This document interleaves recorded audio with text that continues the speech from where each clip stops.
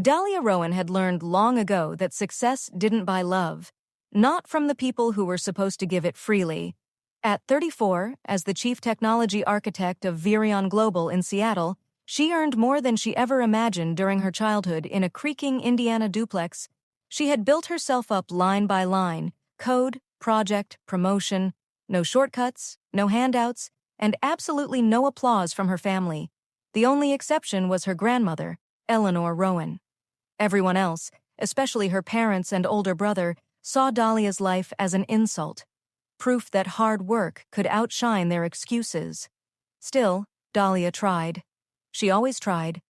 Which was why, on a windy Saturday afternoon in June, she found herself steering her Tesla into the brick-lined driveway of her parents' newly renovated Bellevue mansion, a place she had helped fund, despite being the only one in the family who didn't live there.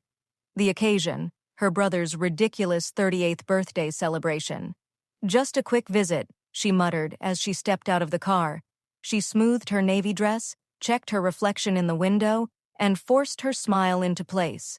Half the people attending didn't know her. The other half barely acknowledged her existence unless they needed money. The familiar burn in her stomach returned. She pushed it down, locked the car, and walked toward the arched front door. Inside the house, lights glowed warm across the marble floors. The living room had been transformed into a miniature event hall. Gold balloons, a dessert table overflowing with pastries, and enough catered food to feed an entire wedding party. Dalia swallowed. She had paid for most of it, though her mother insisted on taking the credit. Friends of her brother mingled loudly, clinking glasses and laughing as if they lived in a world where rent, bills, and responsibility were mythical concepts. Meanwhile, Evan, the birthday boy, stood at the center of the room, basking in the attention like a man who had achieved something meaningful instead of living off handouts. He saw Dalia and lifted his champagne. "Well, look who finally showed up," he said, loud enough for those around him to hear. Miss Big Tech herself. A few people chuckled. "Happy birthday, Evan." She forced warmth she didn't feel before she could hand him the envelope she'd brought, a polite, modest cash gift, nothing extravagant. Her mother swooped in, her floral perfume attacking first. "Oh good, you made it," Brenda Rowan said, kissing the air beside Dalia's cheek. "Try not to look so tense. You're at a party." "I'm fine," Dalia said. Her father approached as well. Greg Rowan, graying, well-fed, wearing the same navy blazer he pulled out for every event where he needed to look respectable. "Dalia," he said with an approving nod, as if she'd finally done something right merely by showing up. "Come stand near the cake. We're about to start speeches." Dalia hesitated. She hated being near the center of family attention. But she followed anyway. Placing herself at the edge of the group near the mantel, Evan tapped a spoon against his glass.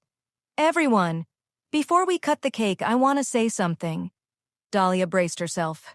His speeches were usually self-congratulatory nonsense, but what came next knocked the air from her lungs. "I want to thank my amazing sister," Evan declared dramatically, "because tonight she's giving me the best birthday gift anyone could ask for." Heads turned toward her. Dalia frowned, confused. Her father stepped forward, taking the microphone from the DJ stand. Even though no one needed a microphone in the medium-sized living room, Greg cleared his throat. "As you all know," he boomed, "our daughter has been extremely fortunate. She owns a beautiful penthouse in the heart of Seattle, 5 bedrooms, lake view, worth over $1.2 million. A murmur of interest ran through the crowd. Dalia stiffened. Where was this going?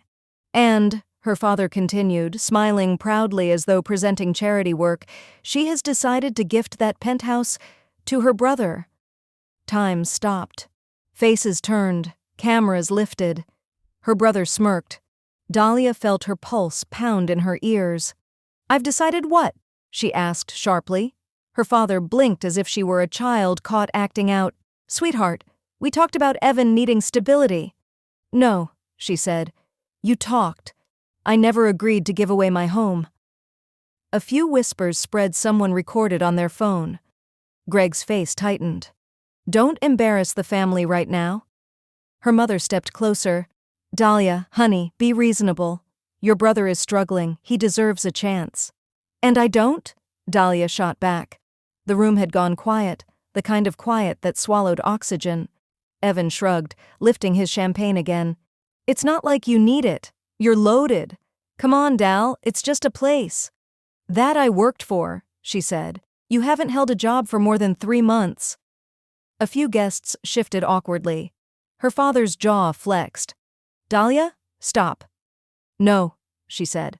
I'm not giving him my home, her mother hissed under her breath. You're being selfish. Selfish? Dalia echoed. For wanting to keep the roof over my own head? Greg suddenly snapped. He stepped forward and, without warning, struck her across the face. The sound cracked through the room. Gasps erupted.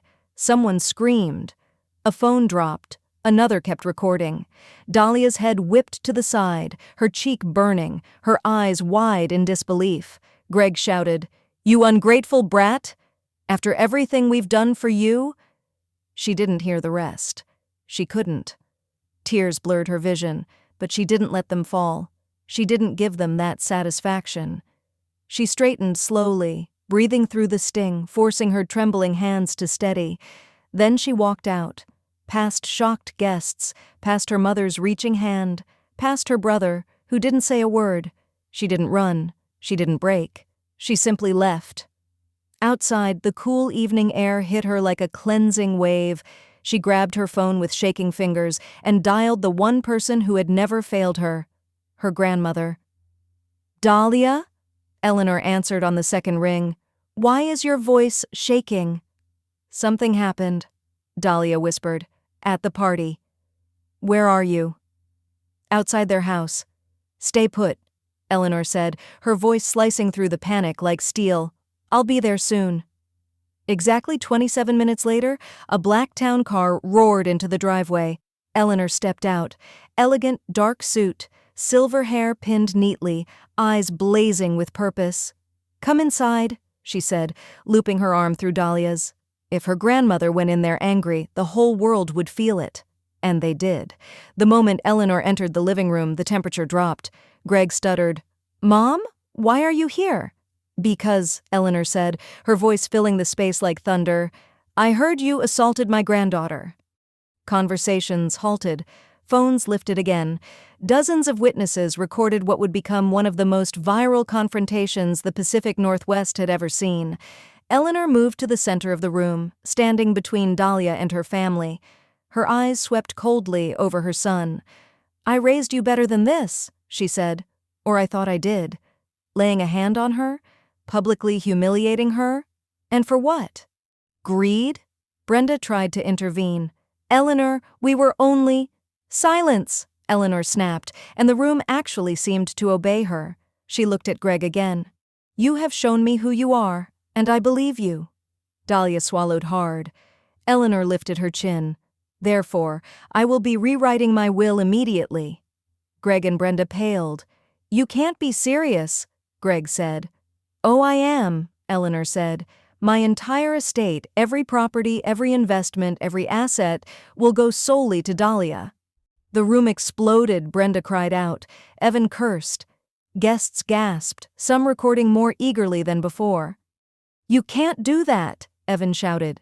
It's my estate, Eleanor said sharply, and I choose the only family member in this room who isn't a parasite. Chaos erupted, voices raised, hands waving, people stumbling over each other. The party dissolved into shrieks, curses, and pure pandemonium. Dalia stood frozen, her grandmother's hand tightly holding hers, and somewhere in the back of her mind, amid the shock and pain and dizziness, something inside her quietly unlatched. She was free, and her life would never be the same. 3 months later, the storm hadn't calmed, it had evolved. The viral video of the confrontation had accumulated over 12 million views across platforms. Strangers online rallied behind Dalia, calling out her father's abuse, her family's entitlement, and praising Eleanor as a legend. Memes, articles, podcast debates, a Reddit thread with 200,000 upvotes. Everyone had an opinion, and her family hated every second of it. Dalia, however, had never been more at peace. She had moved temporarily into a luxury apartment in downtown Seattle while renovations began on one of Eleanor's coastal properties, a house Eleanor had insisted on giving her immediately. At work, the fallout had brought unexpected benefits. Her boss, inspired by her resilience and the outpouring of public support from tech leaders, had promoted her to VP of Engineering Initiatives, a role that put her in charge of innovations she'd once only dreamed of. Colleagues noticed her differently now, not as the quiet workhorse, but as someone powerful. Yet success wasn't what healed her. It was the quiet moments, coffee with her best friend, Leora, weekly dinners with Eleanor, evenings in her new apartment listening to the hum of the city. She was finally living for herself, but her family was unraveling. First, Evan's long-term girlfriend ended their engagement, saying she wanted no part of a family that behaved like a reality TV meltdown. She gave back the ring, moved out, and posted a breakup video that gathered its own traction.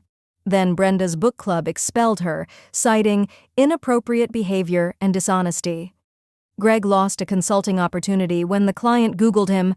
Everything they'd tried to hide behind wealth and fake stability had been dragged into the light and scorched. Dalia didn't gloat. She didn't even watch the videos. She simply let distance grow like a wall. That didn't stop them from trying. Her father called first, his voice hoarse. "Dalia, we didn't mean for things to go that far. Your grandmother misunderstood." She ended the call. The next day, her mother tried.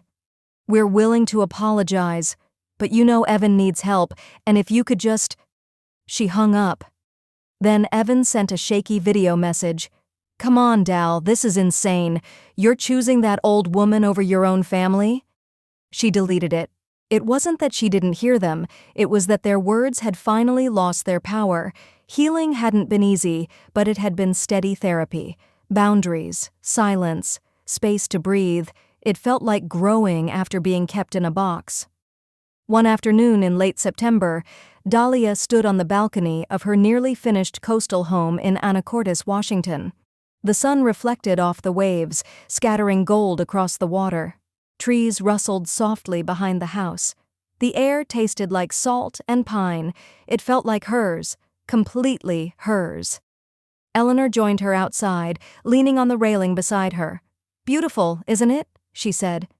"It is," Dalia agreed. "You deserve beautiful things," Eleanor said. "You always have." Dalia's throat tightened. "I still can't believe everything that happened," she said quietly. Eleanor placed a warm hand on hers. "They expected you to break. Instead, you became stronger. I am proud of you." Dalia blinked back tears. "I don't feel bitter anymore," she admitted. "Just done." "That's called freedom," Eleanor said. They watched the horizon for a long moment. Finally, Dalia asked, "Do you think they'll ever change?" Eleanor considered it. "People only change when they lose something they never thought they'd have to fight for." Dalia knew then that no matter how many apologies came, real or otherwise, she wasn't going back. Not to that house, not to that treatment, not to a life where love was conditional. She had built herself from the ground up, and now she was building a life that honored that her phone buzzed. A message from her boss. "Ready for the meeting next week? Major opportunity. We want you leading the new innovation division." Dalia smiled. "Yes," she typed back. "I'm ready." Because she was. More ready than she'd ever been. As she stood on the balcony overlooking her new beginning, the wind lifted her hair gently, and she felt something settle inside her. Not anger, not grief, not fear. Peace. The kind she had waited her whole life to feel. She wasn't the daughter who was never enough. She wasn't the sister expected to sacrifice everything. She wasn't the scapegoat or the wallet or the problem. She was Dalia Rowan, independent, respected, whole, and at last, finally, free.